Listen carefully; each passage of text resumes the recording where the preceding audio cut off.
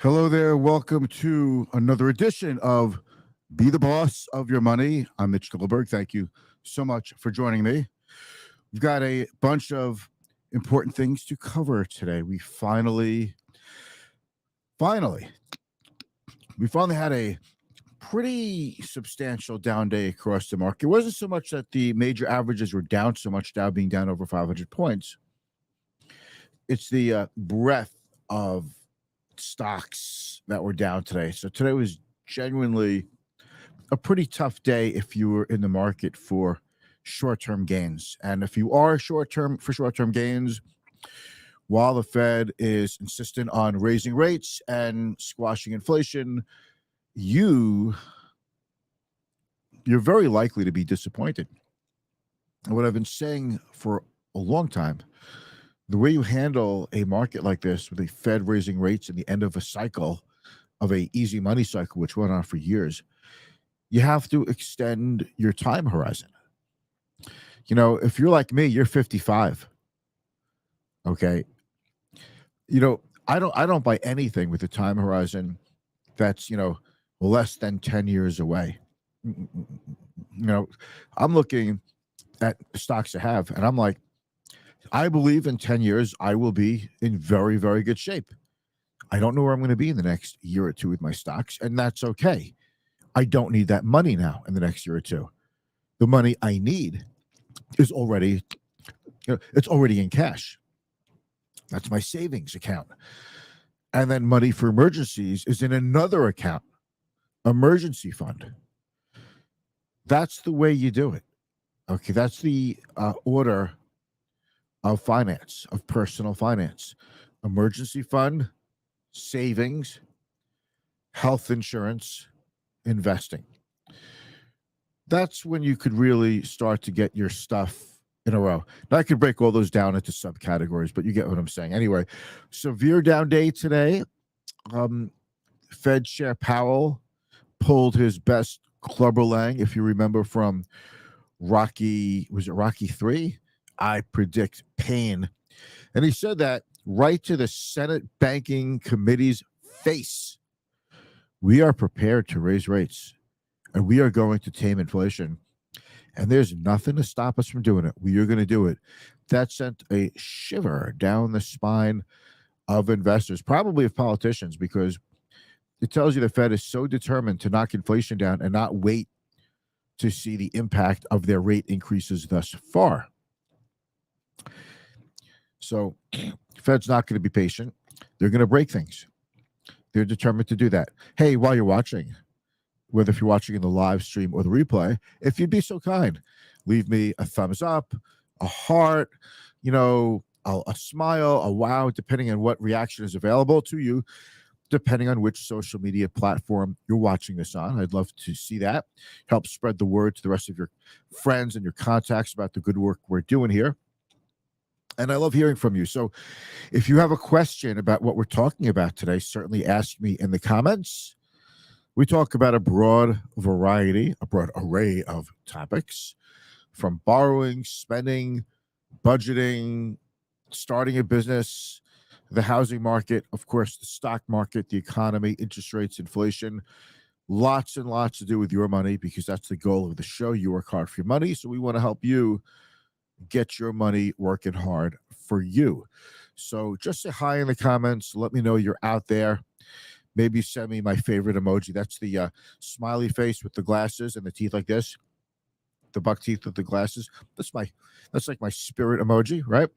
So go ahead, leave a comment and say hello. And words of wisdom, words of encouragement are always appreciated. We're going to roll the intro, and then we're going to have a really good, quick show. If you notice, the shows have been getting shorter, which is a good thing. Okay, we don't do the half-hour shows anymore. Kind of wrap them up in 15, 20 minutes. And we got a lot to go through in a couple of minutes. So we're going to wrap this up quick. Here we go.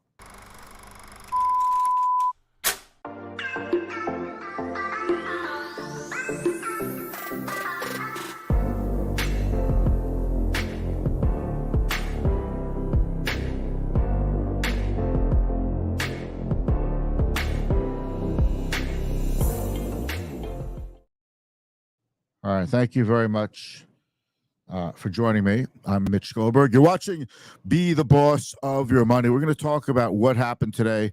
Stock market took a hit. If you are bearish near term, I don't blame you. Although no one can accurately and perfectly predict short-term market directions consistently, I am definitely feeling somewhat bearish.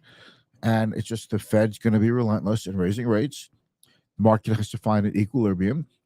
And we need some economic statistics that tell us that inflation has calmed down. Unfortunately, the statistics that we're looking for to tell us the economy has slowed down, inflation has stopped going up and went down a little bit. Those are the things that I would say the economy is weakening economy. And that tells you that the Fed wants the pace of job growth to slow down. Do you know the last 10 months in a row of non-farm payroll figures, that's the big monthly jobs figures that we get, they have all been higher than expected. 10 months in a row. I don't think that has ever happened before. Last month, we had that 517,000 figure come out for new jobs created. That's what basically ended the rally, the nascent rally of 2023. And ever since then, it's on inflation watch, Fed interest rate hike watch. We get the next unemployment figures this Friday, March 10th. So today is the 7th. So the 10th, we get those. And that's going to be very important. Everybody's going to be holding their breath. And then the following Tuesday, the 16th of next week, we get, or is it the 14th? I'm sorry, the 14th of next week, Tuesday of next week, the 14th, we get the CPI, Consumer Price Index. That's the big inflation number that we all follow. The week after that, the 22nd or so, we get the next Fed meeting, and some people are thinking the Fed is telegraphing to us that they're going to raise 0.5%, not 0.25%. Typical rate hikes have traditionally been a 0.25 point hike, and the Fed would ease into a rate hiking cycle very slow, and they would be a long, drawn-out process. People now are hoping the Fed just raises a lot, gets it over with, knocks inflation out, hurts the economy, and we get back to our winning ways. But you know what? As fast as we want things to move and as fast as the Fed could raise rates, we're just not getting what we want. The market, the economy, I should say, doesn't move that fast. It doesn't move on a dime. Let's just raise, the Fed raised interest rates 8 times. 9th time was coming up in like 2 weeks. It's raised rates more in that amount of time than ever before. So you think, oh, well, they'll get it over, then knock inflation out. Let's just raise 100 basis points, get over with. The economy is not going to react any quicker because people think they'll raise more and get to the promised land of moderating inflation. Doesn't happen that way. It's going to take time. So anyway, is the Fed raising 0.25 point? The odds are about 60% 0.25 point and about 40% 0.5 point. Depending on the Friday jobs figures and next week's inflation figures, that'll tell us if the Fed's going to raise 0.25 point or 0.5 point. But the real point is, not to put too fine of a point on that, okay, I'm so funny, is that the terminal rate, the point at which the Fed stops raising rates, was expected to be around 5.25%. That is now moving up to 6%. Okay, 6% is more or less 5.25%, 6% is what the street's expecting now for the Fed to stop raising the federal funds rate. The federal funds rate is the rate at which banks borrow from each other. Banks are always borrowing money from each other to make sure their capital requirements are met and all that. It's very common. Banks lend to each other all the time. But as you raise the Fed funds rate, it raises the cost of borrowing for banks. That then feeds into other interest rates, like mortgage rates go up, credit card rates go up, car loan rates go up, business loans, personal loans, all kinds of rates go up.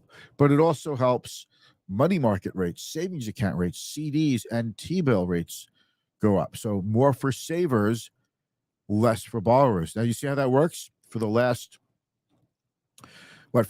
like 12 years, we had less for savers, more for borrowers. So borrowers were able to borrow at rock bottom low interest rates, less for savers because interest rates were ultra low.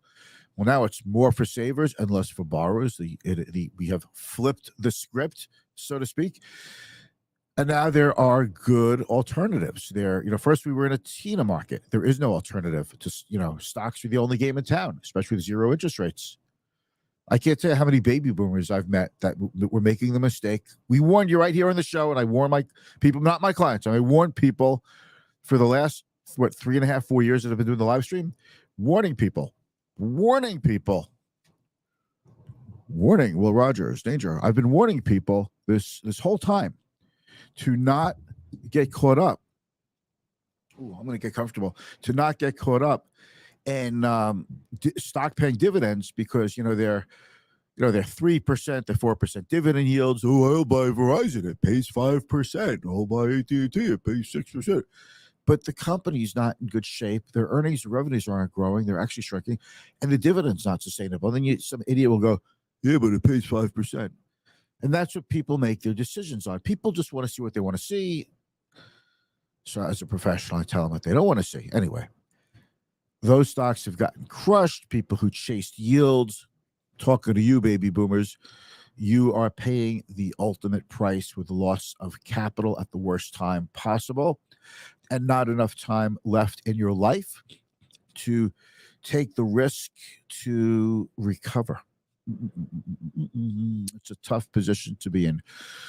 Oh, I'm glad we're not there. So anyway, there is no alternative to stocks.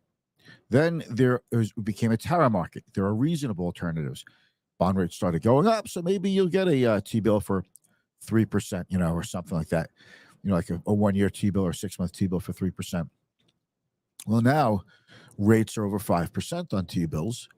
So now instead of a terror, there are reasonable alternatives. We're in a target market. There are really good alternatives. Why not sit in a 6-month and a 1-year T-bill, get over 5%, free from state income taxes, by the way, which is a pretty good deal, especially in a state like New York, and sit it out. Sit out the volatility. Chill. Wait a little while for the market to finally, for the market to stabilize, for interest rate policies to work themselves out. Look, people who are playing that game, by the way, are not going to buy at the stock market bottom. They'll probably wait until the stock market's high again, and then they'll put their money back into the market. That's what always happens. I like to use a reasonable mix of diversification of stocks and bonds and cash. So I always have opportunities, but I'm always invested. It's a compromise. Diversification is a strategy that we use to minimize or reduce risk, but it doesn't necessarily protect your portfolio from going down in a generally down market. And do you know that you can't invest directly into an index, but you could invest in a security that tracks or mimics an index? No, you didn't know that? You haven't heard me say that like every freaking day for the last couple of years, right? And I have a radio show now, and I say it on the radio show too. I have friends who come up to me and say, Mitch, you can't invest directly into an index fund. They do it to me all the time. It's pretty funny. Okay, so let's take a look and see how things went in the world of stocks. Okay, let's just roll this up. So the Dow down actually close to 600 points. It was down 575. NASDAQ down 145. And the S&P down 62. So all the major averages were, 1.5% lower, give or take a quarter of a point. Gold was down $36. Now, why would gold be down if everybody's worried about inflation? Well, if the Fed is going to do something about inflation, well, then gold would conceivably not benefit from inflation. We'll see if it works. Oil got pounded down over $3. It was just over 80. The range for oil has been between 72 and 82. It was a little over 80, getting to the top of its range. When oil gets to the top of its range, we get scared because we think, whoa, now it's going to break through that range and go maybe to 90 or 100. Whoa. I hope that sounded as good in the mic as it did in my head. And I'm wearing a headset so I can hear it. But anyway, oil down to 77, so getting closer to the mid-range of its trading range. 10-year yield a little under 4%. And the VIX, this is the most interesting thing to me. The VIX is still under 20. It went up a little bit today. It went up 5.27%, but that's common for the VIX. The VIX typically trades, 5% all the time. That's not that big of a deal. But the VIX under 20, in spite of how down the market is, it tells you that there are some big investors out there, professional investors who hedge their portfolios, who are either well hedged, they don't need to sell anymore, or investors think the Fed could get inflation under control in the not too distant future. I could go both ways on that, and there's so much to talk about. How long have we been waiting for the economy to start slowing down? How long have we been waiting for a recession? The first half of last year, if you recall, we had 2 quarters of negative GDP, which a lot of people say is the household definition of a recession. It doesn't mean we're in a recession, though. It just means that it's typical that we get 2 quarters in a row of negative GDP during a recession. But there were enough parts of the economy that were strong enough to keep the U.S. economy from really going into a substantial retreat. We got through it pretty quick. And, without a big turnaround in the jobs market, it's really tough. It's really, really tough to see hardcore recession. I'm not saying we can't have one, but we have to see a couple of steps take place before we say truly recession. And by the time that happens, rates will start going down, the Fed will ease off the brakes, and you'll see stocks starting to go back up. We're not there yet, kids. We could get there soon. Or we might not get there soon, okay? Let's take a look at the bond market. All right, so if you look at short-term rates, all right, let me get over here. The 1 month, 4.7%. The 2 month, 4.8%, but 3 month is 5%. 6 month, 1 year, and 2 year. So you're getting 5% plus in pretty much the whole short end of the yield curve. Okay, and it's interesting to me that the 10-year is below 4% when the 7-year and the 20-year are above 4%. Why is the 10-year down? I just think that so many funds have to buy it. So many banks have to own the 10-year treasury that it's hard for it to reflect the higher rates that the rest of the yield curve is reflecting. But the 2-year at 5.015, the 10-year at 3.97. It's definitely a pretty wide yield curve, but the yield curve has not been getting wider. Okay, so these are the things that we look at. We follow them like a hawk.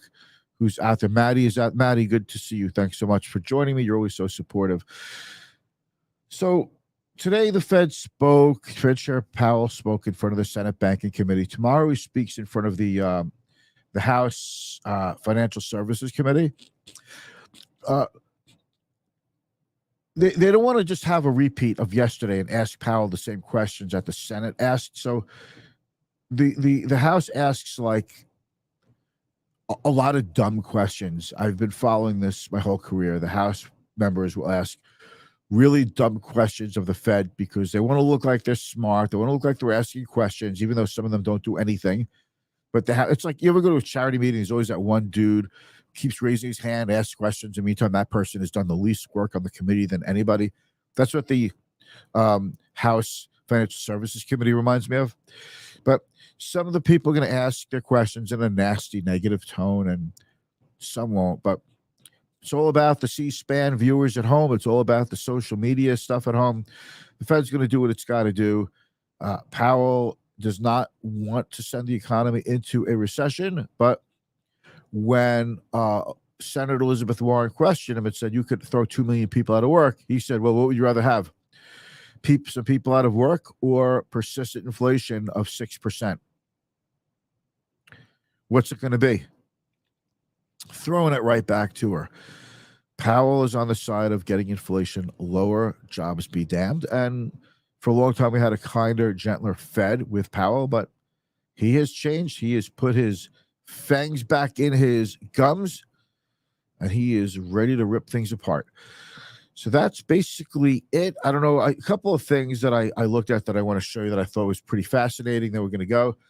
a new nuclear reactor in the U.S. starts up. It's the first time in nearly 7 years. But, nuclear, to see the Georgia Power announced a new nuclear power plant, and this should be fully operational probably in May or June.